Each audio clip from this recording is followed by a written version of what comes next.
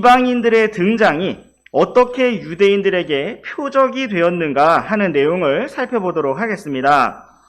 하나님께서는 이스라엘 자손이 주님의 말씀 안에서 걷지 않을 때 이방 민족들을 사용하셔서 그들을 치시고 또 징계하시며 말씀하시겠다고 계속해서 말씀해 오셨습니다. 우리는 사사기 말씀에서 그리고 이스라엘의 역사 속에서 이러한 일들이 반복적으로 일어난 것을 볼 수가 있습니다. 우리 함께 신명기 28장 말씀으로 가셔서 신명기 28장 먼저 46절 말씀을 함께 보시겠습니다. 시작. 그것들이 너와 내 씨에게 영원토록 표적과 이적이 되리라. 네, 이 말씀은 모세가 이스라엘의 새로운 세대, 새로운 자손에게 선포한 말씀을 기록하고 있습니다. 모세는 여기에서 이스라엘 자손들에게, 당시의 이스라엘 자손들, 그리고 그들의 씨에게 영원토록 표적과 이적이 될 것에 대한 그 무엇인가를 말씀해 주었습니다. 표적은 영어로 sign이라고 되어 있는데 이것은 다른 말로 표시, 신호라는 뜻입니다. 초록색 신호등이 우리에게 가라는 표시이고 빨간색 신호등이 멈추라는 표시인 것처럼 하나님께서 이스라엘 자손들에게 무엇인가를 보여주시는 신호와 표시가 되는 것을 바로 표적이라고 부르고 있습니다. 그것은 어떠한 초자연적인 현상, 기적적인 일들일 수가 있고 성경 말씀에 미리 기록해 놓으신 어떠한 일들이 일어나는 현재, 당시의 상황일 수가 있습니다. 그렇다면 하나님께서 모세를 통해서 이스라엘 자손들에게 대대로 영원토록 주신 표적이 무엇이었을까요? 먼저 우리 함께 신명기 28장 36절 말씀을 읽어보시겠습니다. 시작. 주께서 너와 또 내가 내 위에 세울 내 왕을 너나 내 조상들이 알지 못하던 민족에게 끌어가시리니 내가 거기서 다른 신들 곧 나무와 돌을 섬기겠고. 네, 이 말씀은 이스라엘 자손이 하나님을 온전히 섬기지 아니하고 우상들을 섬길 때 일어날 일들을 예언해주고 있습니다. 하나님께서는 그들이 알지 못하던 다른 민족에게 끌려가 포로가 될 것이라고 말씀하셨습니다. 이처럼 하나님께서 주시는 경고의 말씀 속에 다른 민족이 등장하고 있는 것을 볼 수가 있습니다. 또한 우리 함께 43절 말씀도 보시겠습니다.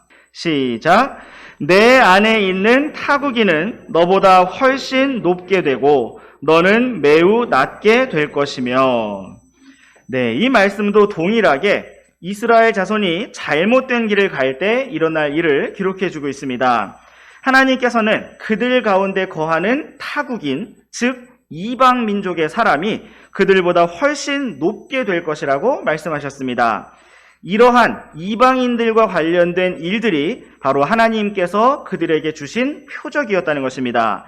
또한 우리 함께 49절과 50절 말씀도 번갈아서 읽어보시겠습니다. 주께서 너를 대적하려고 독수리가 날듯 빨리 움직이는 한 민족을 멀리 땅끝에서 데려오실 터인데 이 민족은 내가 그 언어를 알아듣지 못하는 민족이요.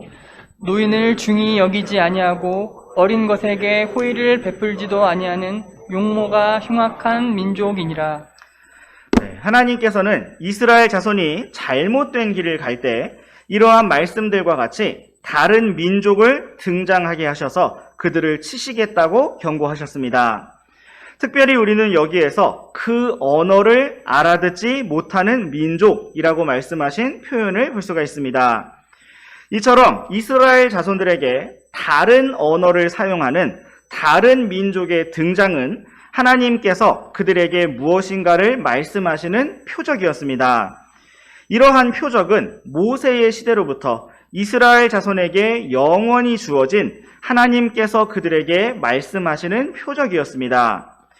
이러한 맥락에서 동쪽의 지혜자들, 즉 이방인들이 와서 유대인들의 왕으로 태어나신 분을 찾았다는 것은 그들이 할 수만 있었다면 알아보고 알아들을 수 있었던 하나님께서 그들에게 말씀하시는 표적이었습니다. 이러한 표적은 모세를 통해서만 주어진 것이 아니었습니다. 우리와 함께 이사야서 28장 말씀으로 또한 가보시겠습니다. 신명기 28장에서 이사야서 28장 말씀으로 가보시겠습니다. 이사야서 28장 11절 말씀을 우리 다 함께 읽어보시겠습니다. 시작. 그러므로 그분께서 더듬는 입술과 다른 언어로 이 백성에게 말씀하시리라. 네, 하나님께서는 이스라엘 자손에게 더듬는 입술을 통해서 그리고 다른 언어로 말씀하시겠다고 예언해 놓으셨습니다. 이처럼 구약 성경은 이스라엘 자손이 다른 민족의 등장에 대해서 주의를 기울여야 한다는 사실을 여러 번 언급해 놓았습니다. 그 이유는 바로 그것이 하나님께서 그들에게 말씀하시는 표시와 신호였기 때문입니다. 이제 우리 함께 프린트의 1번 박스에서 아래쪽에 구분되어 있는 내용을 살펴보도록 하겠습니다. 이방인들의 등장과 다른 언어로 말씀하시는 표적과 관련해서 오순절 사건, 그리고 오늘날 은사주의 교회들에서 실행하고 있는 방언에 대해서 생각해 보도록 하겠습니다. 먼저 우리는 오순절날 나타난 것은 오늘날 은사주의 교회들에서 알아들을 수 없는 말로 소리치는 시끄러운 소리들이 아니라 다른 민족의 정확한 언어였음을 볼 필요가 있습니다. 우리 함께 사도행전 2장 1절부터 4절까지 말씀을 먼저 보시겠습니다. 오순절 날이 충만히 찼을 때에 그들이 다 한 마음이 되어 한 곳에 있었는데 갑자기 하늘로부터 급하고 강력한 바람 소리 같은 소리가 나더니 그들이 앉아있던 온 집안을 가득 채우고 마치 불의 혀처럼 갈라진 것들이 그들에게 나타나 그것이 그들 각 사람 위에 앉음에 그들이 다 성령님으로 충만하여 성령께서 그들에게 말하게 하시는 대로 다른 언어들로 말하기 시작하더라. 네, 이 말씀은 오순절날 주 예수님께서 약속하신 위로자 성령님께서 제자들 위에 임하신 사건을 기록하고 있습니다. 오늘날 은사주의 교회에서 집회를 인도하시는 분이 입으로 쉬 소리를 내면서 마치 2절 말씀에 나타난 강력한 바람 소리를 입으로 재현하는 것을 볼 수가 있습니다. 그러나 성경은 급하고 강력한 바람 소리가 났다고 기록하고 있지 그렇게 입으로 바람 소리를 내라고 말씀하고 있지 않습니다. 4절 말씀에서는 제자들이 다 성령님으로 충만하여 성령께서 그들에게 말하게 하시는 대로 다른 언어들로 말하기 시작하였다고 기록하고 있습니다. 여기에서 다른 언어는 영어로 tongues라고 되어 있는데 이것은 혀라는 의미 혹은 언어라는 의미를 가지고 있습니다. 개역 성경에서는 방언이라고 번역을 하였는데 이것도 말 그대로 지방 언어, 사투리, 외국어라는 뜻입니다. 그렇다면 제자들이 성령님을 받아서 말하기 시작한 다른 언어, 방언의 정체는 과연 무엇이었을까요? 우리 함께 7절부터 11절까지 말씀 번갈아서 읽어보시겠습니다. 그들이 모두 놀라고 이상히 여기며 서로 이르되 보라, 말하는 이 사람들이 다 갈릴리 사람들이 아니냐? 그런데 어떻게 우리 각 사람이 우리가 태어난 곳에 우리 언어로 듣느냐? 우리는 파르티아 사람과 메데 사람과 엘람 사람이며 또 메소포타미아와 유대와 갑바도기아와 본도와 아시아, 부르기아와 밤빌리아와 이집트와 구레네 북은 리비아의 여러 지방에 거하는 사람이고 또 로마에서 온 나그네 곧 유대인과 유대교 개종자와 크레타 사람과 아라비아 사람이라 저들이 하나님의 놀라운 일들을 우리 언어들로 말함을 우리가 듣는도다 하고는. 네, 여기에서 우리는 사도들과 제자들이 말했던 다른 언어, 방언의 정체를 볼 수가 있습니다. 그것은 말 그대로 수많은 민족들의 언어들이었습니다. 그렇다면 갈릴리 사람들이었던 예수님의 제자들은 왜 이렇게 갑자기 다양한 민족의 언어들로 말하기 시작하였을까요? 그것은 바로 이 오순절 날의 사건이 유대인들과 유대교 개종자들에게 하나님께서 말씀하시는 표적으로 주어진 것이었기 때문입니다. 하나님께서는 이스라엘 자손들에게 모세와 이사야를 통해 말씀하셨던 것처럼 히브리어가 아닌 다른 언어로 주 예수 그리스도께서 메시아 그리스도이심을 선포하셨던 것입니다. 외국어를 배운 적도 없던 갈릴리 출신의 어부들과 제자들이 오순절 명절에 예루살렘에 모인 수많은 지역 출신의 유대인들에게 각 지역의 고유 언어로 복음을 전한 것은 어떠한 새로운 놀라운 일이 일어난 것이 아니라 이미 구약 성경에서 그들에게 예언하시고 말씀하셨던 그 동일한 표적을 보여주신 것이었습니다. 또한 우리와 함께 고린도전서 14장 말씀으로 가보시겠습니다. 21절과 22절 말씀을 번갈아서 읽어보시겠습니다. 율법에 내가 다른 언어들과 다른 입술들을 가진 사람들을 써서 이 백성에게 말하리라. 그러나 그 모든 것에도 불구하고 그들이 내 말을 듣지 아니하리라. 주가 말하노라 하고 기록되었으니.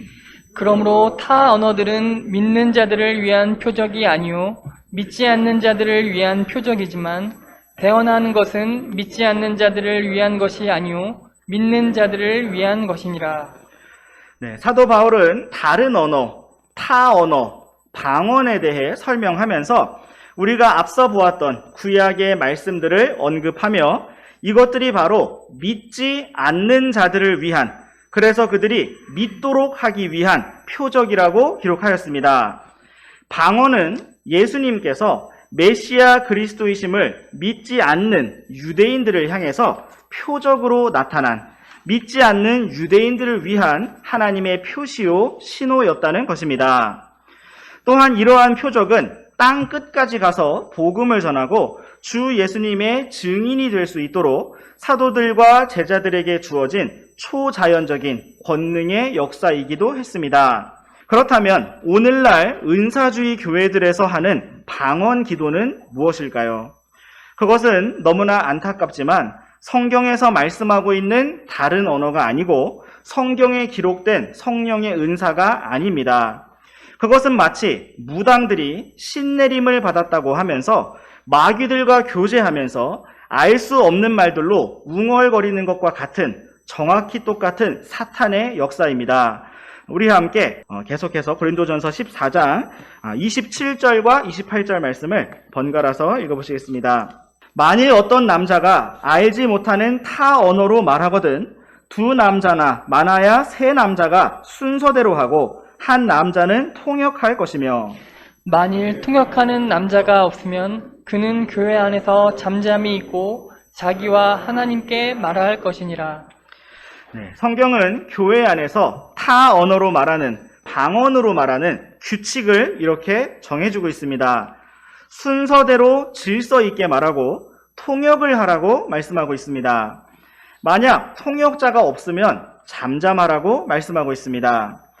오늘날 은사주의 교회들은 다 같이 방언이라고 하는 소리를 내면서 다 함께 소리를 내는 것을 볼 수가 있는데 이것은 성경적인 모습이 아니고 성령님의 역사도 아닙니다. 성경에 나타난 방언, 성경이 말씀하시는 다른 언어는 모세와 이사야에게 주셨던 말씀처럼 이스라엘 민족을 향한 표적이었고 믿지 않는 유대인들에게 예수님께서 바로 메시아 그리스도이심을 보여주는 정확한 표적이었습니다.